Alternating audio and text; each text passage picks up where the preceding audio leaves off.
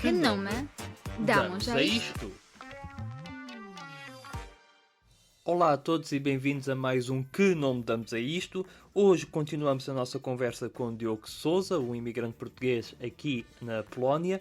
E na nossa conversa passada ficámos sobre aquilo que uma pessoa consegue fazer com o seu salário em diferentes países. Não tanto com aquilo que uma pessoa recebe monetariamente, mas aquilo que consegue fazer com aquilo que recebe. E tínhamos ficado na nossa conversa de como era diferente países como, por exemplo, a Polónia e a Hungria, que não têm um euro, e países como Portugal, que têm um euro, e aquilo que nós muitas vezes recebemos de salários sendo quase a mesma coisa, que conseguimos fazer coisas completamente diferentes. Não é verdade, Diogo?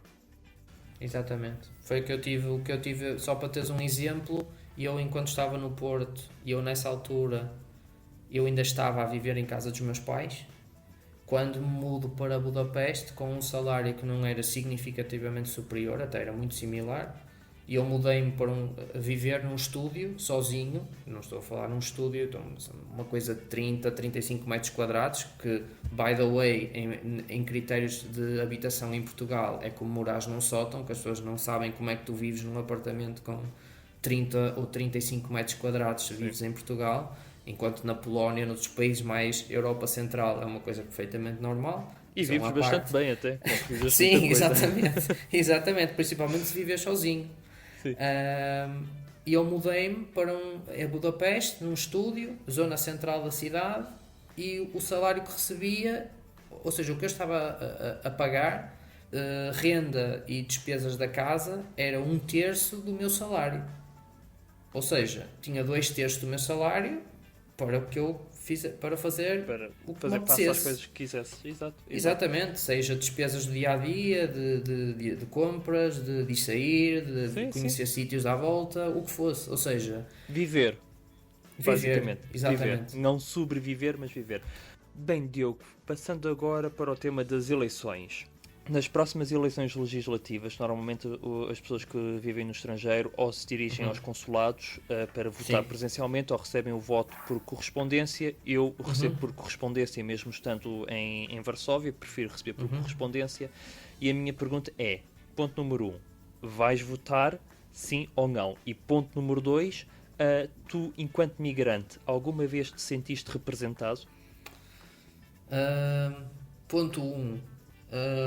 Votar ou não vai depender onde eu estiver na altura em que seja feito o envio da carta para o voto por correspondência, porque eu nessa altura nem sei sequer se vou estar na Polónia, o que é irónico, mas uma vez que eu estou em Portugal, mas como estou registado como residente na Polónia, terei que exercer o direito de voto em território polaco. À partida, acho que é assim que funciona. É, por voto de correspondência no teu caso, a não ser que tenhas solicitado até ao dia 10 de janeiro, neste caso foi dia 10 de janeiro, que querias votar presencialmente. Pronto. Mas nessa altura ainda está um pouco no ar o que irá acontecer, mas tentarei votar, mas não sei se infelizmente terei essa possibilidade. Ao ponto 2, se me sinto representado, depende. Porque se formos a ter em consideração o que aconteceu nas últimas eleições, será complicado uma pessoa sentir-se devidamente representada, porque quando se ouve por parte de organismos públicos que isto foi o que eu ouvi, o que li comentado, que os votos dos imigrantes não foram considerados para este exercício eleitoral, e que depois estes votos iriam ser novamente repetidos, mas que depois não iriam contar para o sufrágio, uma pessoa fica, pronto, conta mesmo. Sim. O que aconteceu foi quem vota no estrangeiro, nós somos obrigados a colocar uma fotocópia do nosso cartão de cidadão dentro do envelope. Nós temos 2 envelopes. Um envelope é para o voto, onde nós votamos e introduzimos no envelope verde, e depois nós fechamos esse envelope e colocamos a nossa fotocópia do cartão de cidadão dentro de um envelope branco e é enviado para a Comissão Nacional de Eleições. E aquilo que aconteceu foi que muitos dos votos não tinham, muitas pessoas que tinham votado não tinham colocado o cartão de cidadão, a fotocópia do cartão de cidadão. Então o voto é considerado nulo se a pessoa não colocar.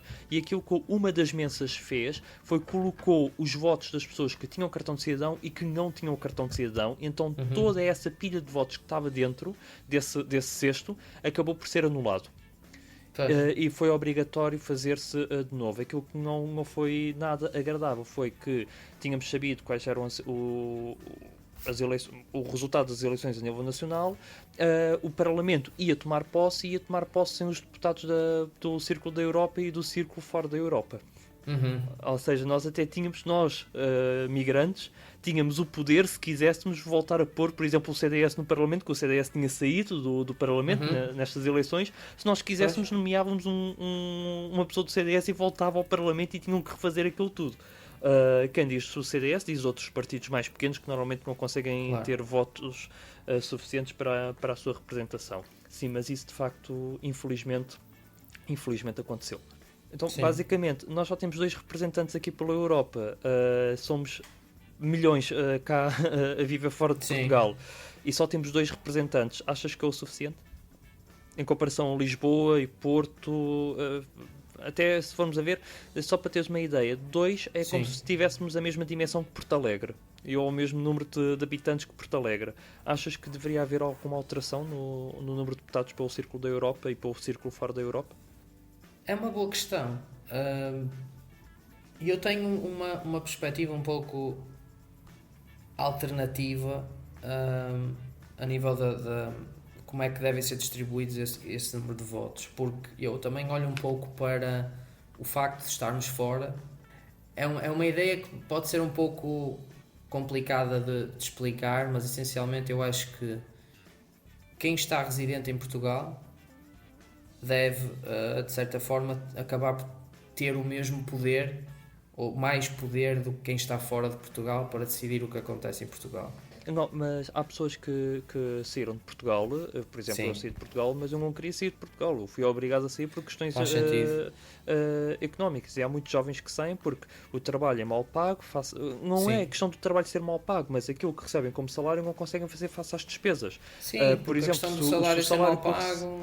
Se o salário que eu recebesse fizesse face às despesas, eu ficaria em Portugal. Aliás, eu lembro que a Malina, eu ainda vi alguma possibilidade da Malina morar comigo em Portugal. Ela até gostava de morar em Lisboa comigo, eu sou de Lisboa, e estavam-lhe a oferecer para ela dar aulas de polaco e trabalhar numa empresa com a língua polaca e a língua inglesa. Estavam-lhe a oferecer isto em 2018, por isso temos também que voltar um pouco atrás, não é? Só estamos em 2024, isto em 2018, eu vim para a Polónia em 2019. Estavam-lhe a oferecer menos de 700 euros brutos para uma pessoa que falava a língua polaca. Não é fácil encontrar-se uma pessoa em Lisboa que fala a língua polaca para trabalhar. Ora, ela aqui na Polónia... e iniciar a sua carreira também numa empresa multinacional. Nós aqui basicamente trabalhamos todos em multinacionais. Ela estava a receber muito mais do que isso. Na altura, um salário a chegar perto dos 1.000 euros na altura. Claro. Por isso era uma diferença muito grande, também tendo em conta os custos. E por isso, e tendo em conta que a Constituição diz, pelo artigo 13º, que nós somos todos iguais perante a lei, acabo por não concordar muito com essa ideia de haver os portugueses que só porque vivem em Portugal podem votar mais ou terem uma maior decisão no voto. Porque muitos dos jovens que saem, quem depois fica no poder político acaba por ser os grisalhos, não é? Que depois não há a renovação de sangue, renovação de gerações, que depois acabam por fazer todo um conjunto de políticas mais atrasadas, pelo menos essa é a minha visão, e depois nós jovens que queremos voltar voltar à política, quem diz que voltar a Portugal e fazer política ou apresentar propostas, acabamos por ficar aqui um pouco condicionados. No exílio. Quando é que vai ser o nosso tempo? Quer dizer, talvez eu, se quiser ir à vida política, só quando eu tiver os meus 50, 60 anos, mas aquilo que eu penso que seria bom para Portugal, já depois os jovens de 30 anos vão dizer que eu estou muito atrasado, porque o mundo já mudou completamente. Claro. Por isso não sei até que ponto é que será Mas vantajoso. Mas diz-me uma coisa, o que eu também não tenho uma grande percepção. Neste momento, tu disseste que nós estávamos equiparados a Porto Alegre. Quando dizes nós, é o bolo dos imigrantes na totalidade? Pelo Círculo da ou Europa, não? sim, pelo Círculo da Europa na totalidade. Todos os imigrantes na Europa, imigrantes sim, em França, Espanha, sim, exato. Suíça. Exato, porque Porto Alegre tem nomeia dois deputados e o Círculo da Europa, no seu total, também nomeia 2 deputados. E neste momento, Porto Alegre, qual é a população de Porto Alegre? Isso teria que fazer uma pesquisa. Tinhas que ir ao Wikipedia, Sim, mas já estou aqui a abrir. Ora, Porto Alegre tem 22.368 habitantes. Ora, Sim, o número de portugueses o número de portugueses na Europa, pelos últimos dados, era superior a 1 milhão. Pois. Por isso nós estamos a falar... E se quiseres pôr Europa, se falares português no Luxemburgo, é capaz de ser o dobro disto. O dobro de 22 mil, sim, possivelmente.